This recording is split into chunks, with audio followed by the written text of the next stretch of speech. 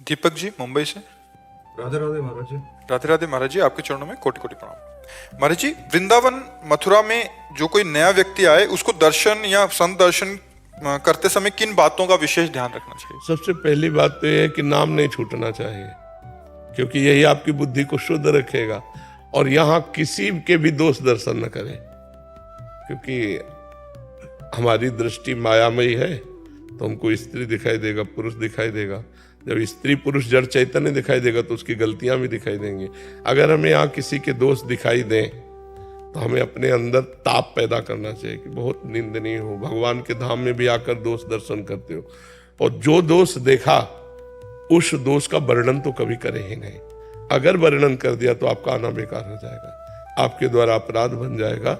वैष्णव धाम में किसी के भी दोष दर्शन न करना, और दोष दर्शन ना कहना, और दोष की बातें ना सुनना, ये हम सबसे पहला नियम ले। और दूसरी बात है, धाम आदि में है जैसे हम आवे तो हमको जो गृहस्थी के भोग विलासिता है वो नहीं करने चाहिए। अब घर गृहस्थी में तो सब भोगते ही हो, जब धाम आए हो तो ब्रह्मचर्य से रहो, 6 दिन रहो, 2 दिन 4 दिन ब्रह्मचर्य से रहो, और अपने धन की कमाई का ही भोजन पावे, कहीं भी हलवा पूड़ी बटराव ना पावे। अगर अपने पास 100 रुपया है तो हम 10 रुपया के चना गुड़ लेके काम चला लेंगे, लेकिन हम हलवा पूड़ी दूसरे का नहीं पाएंगे, क्योंकि हम धाम आए हैं, हम पुण्य कमाने आए, पुण्य खोने नहीं आए। अपना भोजन धर्म के द्वारा कमाए हुए अर्थ से किसी का दोष दर्शन न करना, और निरंतर भगवान का नाम चिंतन करना, और हो सके अगर 3 दिन रुके तो 1 दिन उपवास करना, 1 दिन भूखा रह करके जल आदि के द्वारा या फल आदि के द्वारा प्राणों का पोषण करके, एक बार 24 घंटे में एक बार फल आदि का पोषण करके तीर्थ में 1 रात उपवास करें, 24 घंटे उपवास करें, और 1 भी मिनट खाली न जाने पावे। कभी भगवान नाम कीर्तन कर रहे हैं, कभी भगवान के दर्शन कर रहे हैं, कभी भगवान के चिंतन में है, क्योंकि धाम आए हैं ना, तो अब फुर्सत मिल गई, जितना समय मिला उतना भगवान का नाम। और यहाँ अगर हो सके तो आपको ऐसा लगता हो कि 10 रुपया हमारे पास है जो हम दान पुण्य कर सकते हैं, तो 10 रुपया के 1 किलो बाजरा, आधा किलो बाजरा जो भी मिलता हो ले लिया और पक्षियों में डाल दिया, तो कितने मतलब पक्षियों का पेट भर जाएगा। कुछ न कुछ परोपकार करना चाहिए, कुछ न कुछ दान पुण्य करना चाहिए। धाम में आकर के नहीं है तो हम किसी संत को कोई वस्तु दे देते हैं, कोई सेवा कर देते हैं, हम 1 किलो नमक ला के दे देते हैं कि सब लोग भंडारे में दाल में डाल देना, हम गरीब आदमी, हमारा इतना ही।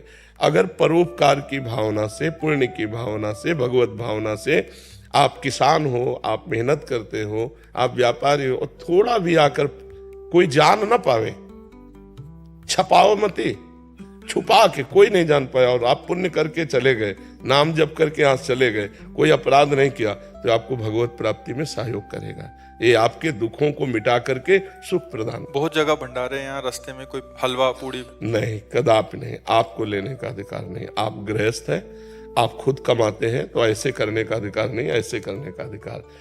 यदि आपको ऐसा लगता है कि हम पा लेते हैं तो निकालो 20 रुपया 50 रुपया उसके पास रखो, वहीं रख दो और छोड़ के चले आओ।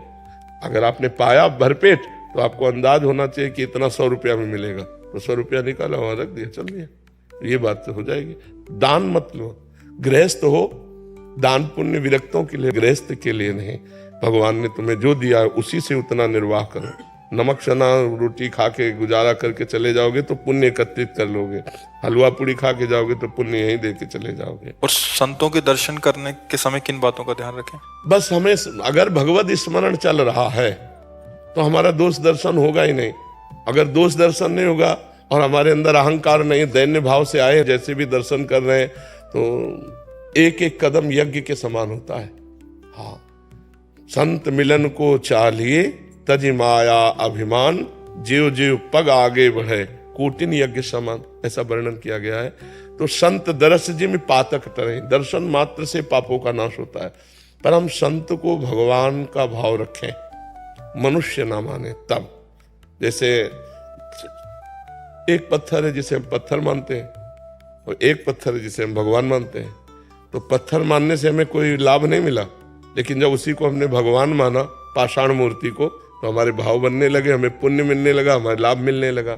एक मनुष्य है और मनुष्य रूप में एक संत है, उसे हम भगवान का दर्जा दें। सातों समूह में जग देखा, मोते अधिक संत कर लेखा। भगवान कह रहे हैं ये मेरे भगवान के निज जन है, तो भगवान के स्वरूप है, तब दर्शन का हमें लाभ मिलेगा। कहीं कोई दोष दर्शन न हो, कहीं कहीं उनकी अवहेलना न हो जाए, शांत भाव से दर्शन क्यों चले गए। ज्यादा देर संतों के पास नहीं टिकना चाहिए, क्योंकि हमारी मलिन बुद्धि है, कोई ना कोई मलिन दृश्य न देख ले, कोई ना कोई मलिन संकल्प ना कर ले, तो हमें अपने भाव बचाने के लिए सत्संग सुना और उसी का मनन किया, एकांत हो गए, तो हमें ज्यादा अपराध बनने की संभावना नहीं रहेगी। नहीं तो मनुष्य शरीर है और संतों की ऐसी लीलाएं हैं कि हम समझ नहीं पाएंगे किस धरा से कौन सी बात कर रहे हैं, किस धरा से कौन सी चेष्टा कर रहे हैं। फिर हमें लगेगा कि यार ये तो ऐसे ही है, तो हमारा दोष दर्शन बन जाएगा। तो हम सत्संग सुने, एकांत में जब भजन करेंगे तो सबके प्रति भगवत भाव हो जाएगा। संत तो भगवान का स्वरूप है ही।